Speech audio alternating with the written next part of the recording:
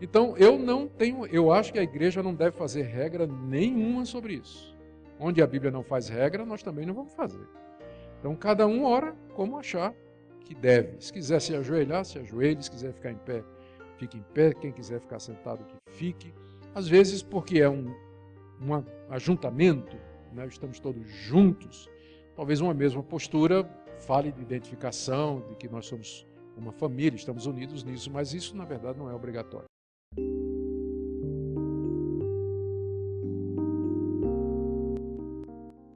Jesus aqui resumiu a oração básica, aquilo que deve ser objeto das nossas orações constantemente. E ele começa dizendo, você tem que pedir, primeiro, o que diz respeito a Deus. Ele não começa dizendo, peça primeiro pelas suas necessidades, mas você primeiro pede em relação a Deus. Aqui ele inverte a nossa tendência. Se você dá uma olhadinha na sua própria experiência, você vai lembrar que quando você vai orar, você geralmente começa pedindo por você. Você diz assim, Deus, obrigado pelo dia, obrigado pela noite, Senhor, eu te peço isso, estou precisando disso. É a nossa tendência de olhar primeiro as nossas necessidades. Mas aqui nessa oração, Jesus começa dizendo que, inicialmente, nós temos que pedir pelo que diz respeito ao reino de Deus. E 3 coisas relacionadas com Deus. Primeiro, a santificação do nome dele. Diz aí o verso 9. Vós orareis assim, Pai nosso que está nos céus, santificado seja o teu nome. Deus é o nosso Pai. Nós temos um Pai terrestre, mas o nosso Pai celestial, ele está nos céus, de onde ele vê todas as coisas e de onde ele pode todas as coisas. Da mesma forma que um pai cuida dos seus filhos e provê para os seus filhos, o Pai Celeste muito mais e de maneira muito mais perfeita e poderosa. Jesus nos estimula a nos dirigir a Deus como nosso provedor, como aquele que nos ama, cuida de nós. Ele é o nosso Pai Celeste. E note que está no plural. Ele não disse assim, você vai orar assim, meu Pai que está no céu. É nosso Pai que está no céu. Você faz parte de uma família. Você faz parte de um grupo de pessoas, filhos de Deus, chamados por Deus para adorá-lo, servi-lo aqui nesse mundo. E essa sensação de pertencer, ela é muito gratificante. Você não está só. É nosso Pai. Como você, milhões de outras pessoas no mundo também reconhecem Deus como o Pai Celeste. Nós fazemos parte da igreja. A igreja é o grupo que diz isso, nosso Pai que está nos céus. Dentro dessa primeira petição, Jesus nos ensina que Deus tem um nome. Ele não é uma força, mas ele tem um nome. Santificado seja o teu nome. O nome dele está no Antigo Testamento, Yahvé, no Novo Testamento traduzido como Kyrios, como Senhor. Esse é o nome do nosso Deus, ou Deus mesmo, se você quiser chamá-lo assim. Ele tem um nome e esse nome é santo. Santificado seja o teu nome. O que é que significa santificar o nome de Deus? Gente, não tem nada que a gente possa fazer que vai deixar Deus mais santo, porque ele é santo infinitamente. Nada do que você vai fazer ele ficar mais santo. Então, em que sentido nós santificamos o nome dele? Na verdade, a oração é que o teu nome seja santificado. E você pode dizer, na minha vida, à medida que eu honro o teu nome fazendo o que é certo, que o teu nome seja santificado na minha família, à medida que minha esposa, meus filhos andam nos teus caminhos. Que o teu nome seja santificado no meu trabalho, à medida em que eu honro o teu nome, glorifico o teu nome, sendo um bom trabalhador, sendo honesto, ganhando o meu pão de maneira correta. Que o teu nome seja santificado no Brasil, com a conversão de milhares de brasileiros. Que o teu nome seja santificado na igreja brasileira. Ou seja, o que você está orando é que o nome de Deus seja conhecido, santificado, glorificado, recebido, adorado pelo maior número de pessoas, especialmente por aqueles que professam conhecer esse nome. Então, na verdade, é uma oração quase que missionária, que o nome de Deus seja santificado na sua vida, na sua família, no seu trabalho, no seu país, no mundo. E a segunda oração vai na mesma orientação, né? Na mesma linha, segundo pedido, venha o teu reino. Deus tem um reino. Ele é rei. Ele já reina. Mas esse reino, embora ele esteja presente entre nós, ainda não veio na sua plenitude. Ele virá na sua plenitude quando o rei Jesus voltar. Mas enquanto isso, esse reino está avançando. Isso aqui é um pedido missionário, que o teu reino se espalhe pelo mundo, que ele venha na minha vida, que eu seja um súdito fiel a ti, que as demais pessoas se tornem súditos teus, servos teus. Usa-me como instrumento disso para avançar o teu reino aqui nesse mundo. Terceira petição. Faça-se a tua vontade. Deus tem uma vontade. Apesar de muitos que acham que o que vai valer é a vontade humana, Deus quer uma coisa, mas o homem quer outra, vai valer a do homem. Mas, contrário a isso, a Bíblia ensina que Deus tem uma vontade e que nós devemos orar para que ela seja feita e não a nossa. Faça-se a tua vontade, que a tua vontade é boa, perfeita e agradável. Faça-se a tua vontade na minha vida, na minha família, nos meus filhos, no meu trabalho, aqui nesse país, porque a tua vontade é boa e que ela seja feita na terra, como está sendo feita nos céus, pelos anjos e pelos que já estão na glória, servindo a Deus perfeitamente. Então são 3 pedidos pelo avanço do reino de Deus, pelo crescimento do nome de Deus, pela chegada do reino de Deus, pela feitura da vontade de Deus. É isso que devia ser o objeto número 1 das nossas orações. Agora pergunte qual foi a última vez que você orou por isso. A gente, quando vai orar, está preocupado com aquelas... Não é que é errado você orar pelas suas necessidades, na verdade a Bíblia nos encoraja a fazer isso, mas é uma questão de prioridade. Porque mais importante do que minhas necessidades são aquelas coisas relacionadas com Deus, com o seu nome, sua vontade e o seu reino.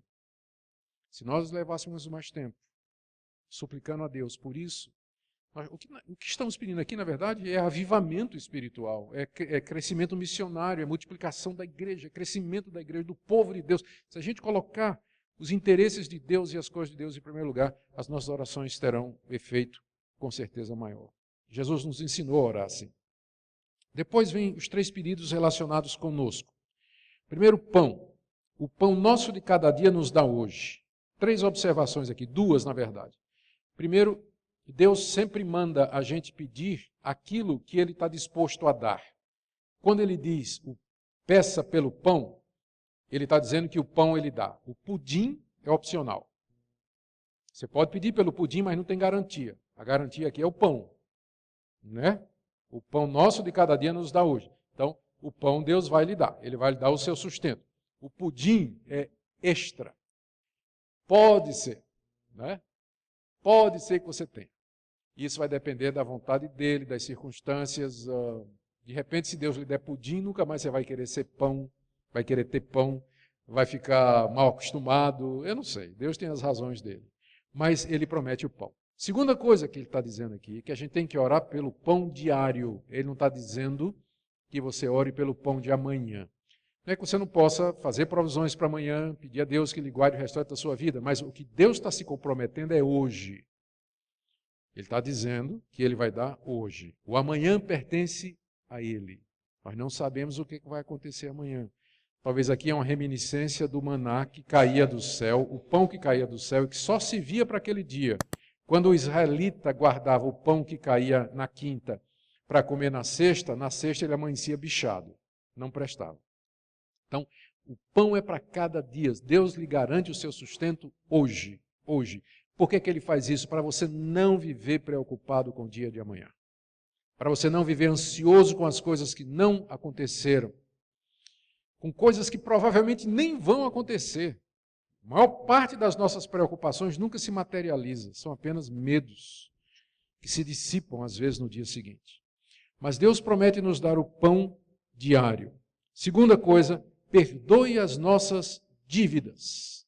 A palavra dívida aqui significa dívida mesmo, né? É uma palavra que é tirada da linguagem comercial. É você está devendo a alguém. Pecado, quando você peca, você se torna devedor daquele contra quem você pecou e mais, devedor diante de Deus. É isso? Então, pecado é dívida. E dívida você não pode pagar. Por isso que ele manda perdoar, não é? Por isso que ele diz aqui, por isso que ele diz, Jesus ensina você pedir perdão, porque você é inadimplente. Pior do que você ser um pecador endividado diante de Deus, é você ser um inadimplente, você não tem como pagar. Nada que você tenha pode pagar a sua dívida diante de Deus. Então só lhe resta uma opção. Qual é? anistia, perdão. Por isso você é instruído no Pai Nosso a dizer a Deus, Deus só tem uma saída para mim. Eu não estou pedindo que o Senhor me dê força para eu pagar a minha dívida, porque eu sei que eu não vou conseguir. Mas então eu peço que o Senhor me perdoe. Perdoe mesmo, sem nenhum mérito meu, sem nada em mim que mereça isso, mas eu peço que o Senhor perdoe.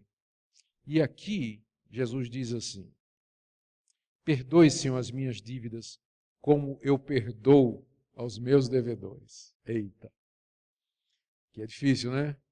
Orar o Pai Nosso dizendo assim, você chega diante de Deus para pedir a Ele perdão pela sua dívida, e Deus diz,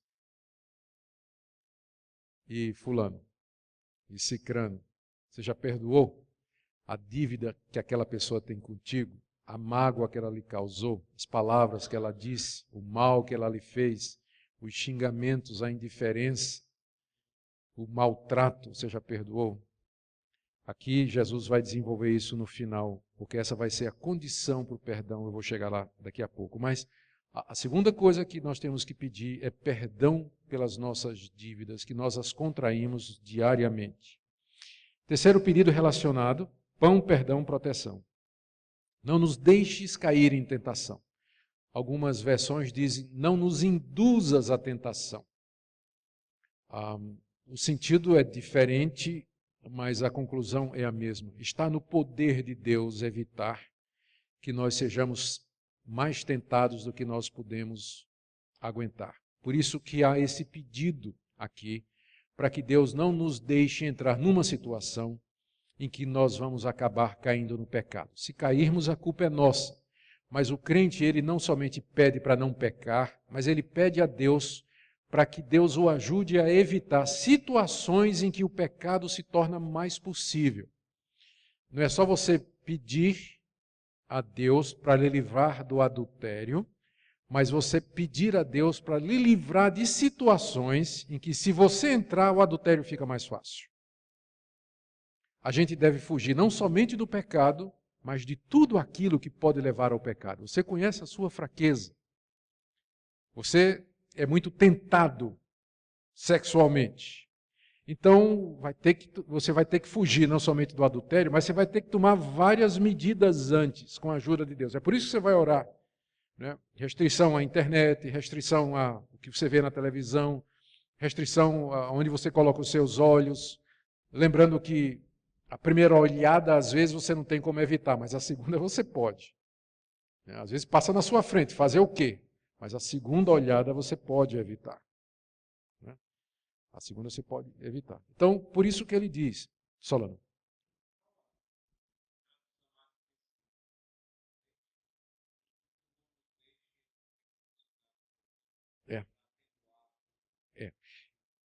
Eu acho, literalmente, não nos induzas.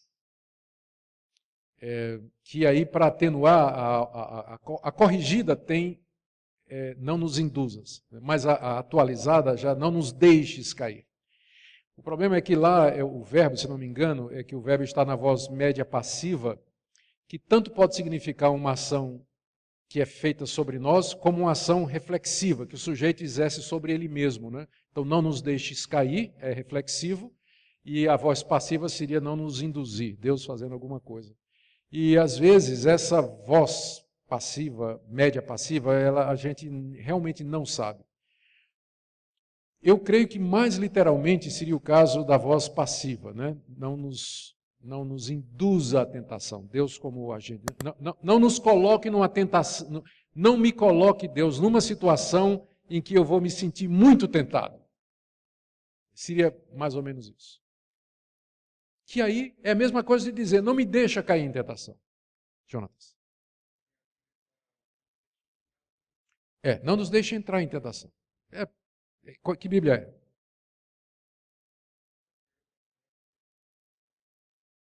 é?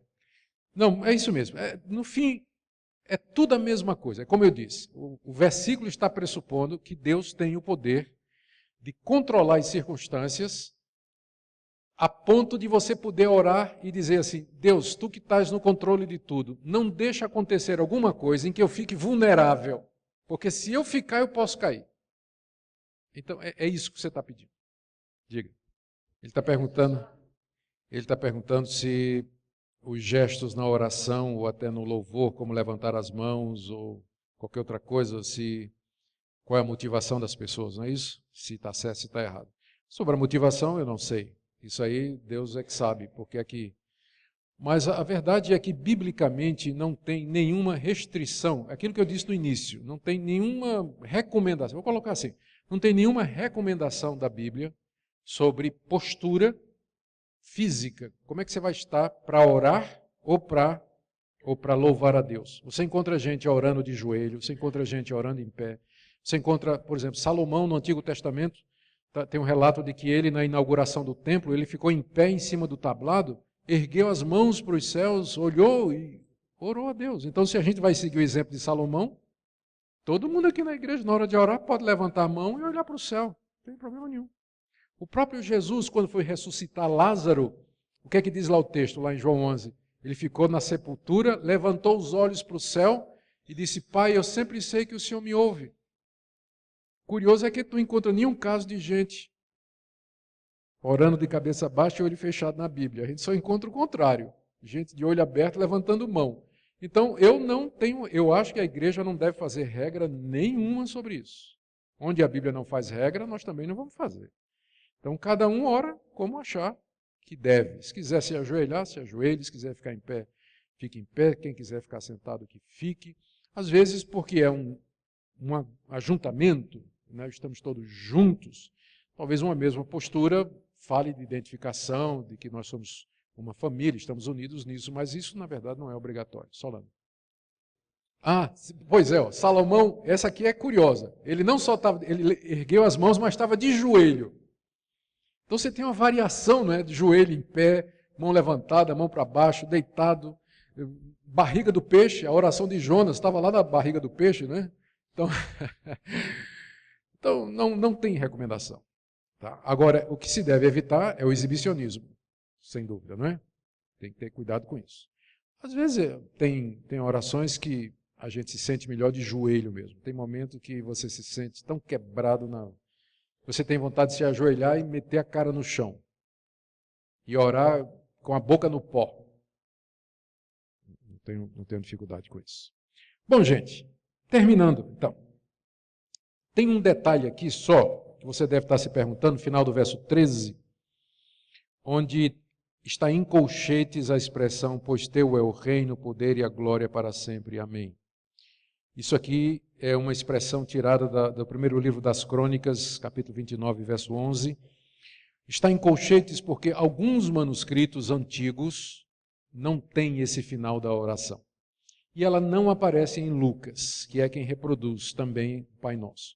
Então, por isso, alguns estudiosos acham que isso aqui foi algum escriba que, numa cópia de Mateus, trouxe para o final da oração do Pai Nosso, lá, aquele trecho de 1 de Crônicas, primeiro livro das Crônicas, 29, 11. Todavia, essa passagem aparece na maioria dos manuscritos, que são mais recentes. Os mais antigos omitem, os mais recentes, que são a maioria, têm. Por isso, há dúvida se realmente Jesus disse essas palavras ou não.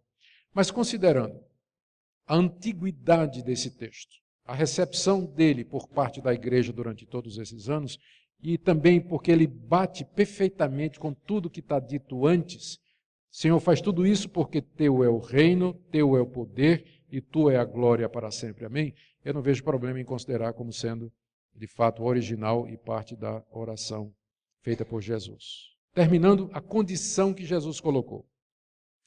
Se perdoardes aos homens as suas ofensas, também vosso Pai Celeste vos perdoará. Se, porém, não perdoardes aos homens as suas ofensas, tampouco vosso Pai vos perdoará as vossas ofensas. Aí você pode perguntar, mas então o perdão de Deus é por obras? O perdão de Deus é condicional? Na verdade, não. O que Jesus está nos ensinando aqui é que aquelas pessoas que estão dispostas a perdoar o mal que lhe fizeram, estas são os verdadeiros filhos de Deus que perdoa os seus ofensores e suas criaturas rebeldes. Não é que o seu perdão vai ser a base do perdão de Deus para você, mas o fato de você perdoar mostra que você está entre aqueles que são perdoados por Deus. Uma pessoa que se recusa a perdoar, essa, na verdade, não conheceu o perdão de Deus. Porque, gente, falando francamente, a experiência mais gratificante do mundo é você ter certeza que os seus pecados foram perdoados. Que Deus lhe perdoou, mesmo que você não mereça. Uma pessoa que tem consciência da grandeza do perdão de Deus na sua vida, ela vai ter compaixão daqueles que pecaram contra ela. Jesus contou uma vez uma história sobre isso, daquele homem que devia R$1 milhão, e o rei chamou e disse, paga, e o cara disse, eu não tenho dinheiro, o rei disse, então estás perdoado do teu R$1 milhão, vai embora. Ele saiu do palácio do rei, encontrou um cidadão que lhe devia R$100, pegou pelo pescoço e disse, paga os R$100. Aí o cara disse, eu não tenho como pagar. Aí, não, você vai pagar mesmo, e quase mata o cidadão. Quando contaram para o rei chama o cara e diz, eu te perdoei R$1 milhão, você não devia perdoar 100 conto que aquele cidadão te devia? E mandou prender o cara, né? Mandou prender ele. Quer dizer, se você foi perdoado dos seus pecados, a atitude natural e óbvia é que você vai perdoar aqueles que lhe ofendem, porque você foi perdoado, você sabe o que é o perdão. É isso que o Senhor Jesus está dizendo, que Deus vai responder às orações daqueles que de fato foram perdoados, que são seus filhos, filhos de um Deus perdoador. Amém? Fechando. Última questão. Essa oração, então, ela é para ser repetida? Podemos orar esta oração ou ela foi dada como uma orientação de Jesus? Eu creio que as duas coisas. O que é curioso é que você não vê a igreja descrita no livro de Atos e você não vê nas cartas escritas pelos apóstolos qualquer sinal de que os primeiros discípulos oraram o Pai Nosso. Então tudo dá a entender que Jesus está dando um modelo. Se você quiser repetir esse modelo, Pai Nosso que estás no céu, santificado, eu não vejo problema.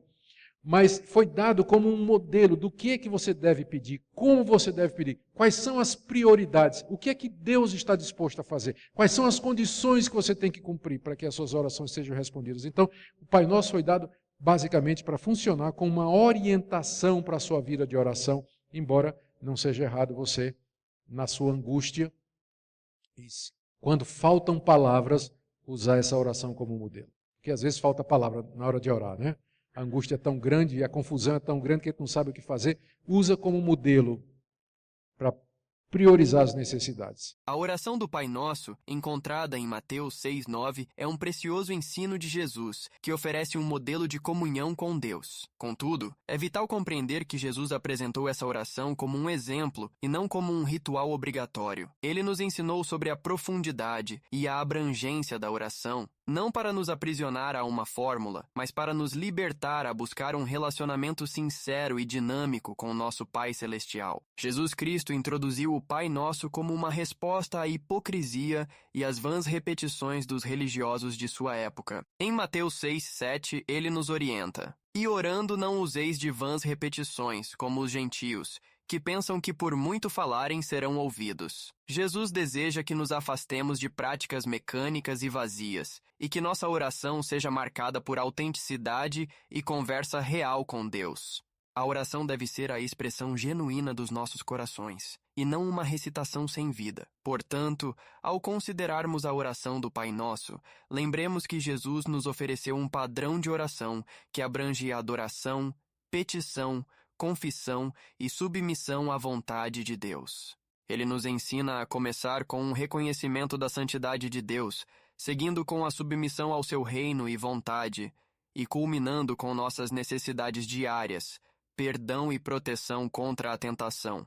Contudo, isso não implica que estamos obrigados a repetir essas palavras exatamente como estão. A verdadeira essência da oração está em nos comunicarmos com Deus de maneira sincera e pessoal. Filipenses 4:6 nos instrui a trazer nossas petições diante de Deus com ação de graças. Não estejais inquietos por coisa alguma. Antes, as vossas petições sejam em tudo conhecidas diante de Deus pela oração e súplica, com ação de graças. O que importa não é a forma exata das palavras, mas o coração que busca Deus com sinceridade, trazendo tudo a Ele em relação pessoal e grata. Além disso, a liberdade em oração nos convida a sermos criativos e autênticos em nosso relacionamento com Deus. O Espírito Santo nos ajuda em nossa fraqueza, mesmo quando não sabemos como ou o que orar. Em Romanos 8:26, Paulo nos encoraja com estas palavras: "E da mesma maneira também o Espírito ajuda as nossas fraquezas, porque não sabemos o que havemos de pedir como convém, mas o mesmo Espírito intercede por nós com gemidos inexprimíveis."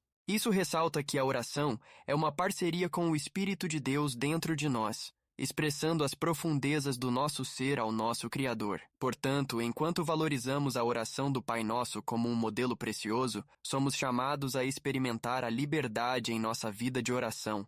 Deixemos que nossas orações sejam manifestações de um coração que anela por Deus, expressas de muitas formas, em silêncio, em louvor, em súplicas ou em gratidão. Que possamos fluir na graça que nos foi dada para nos achegarmos ao trono de Deus sem medo ou obrigação, sempre buscando um relacionamento mais profundo com Ele.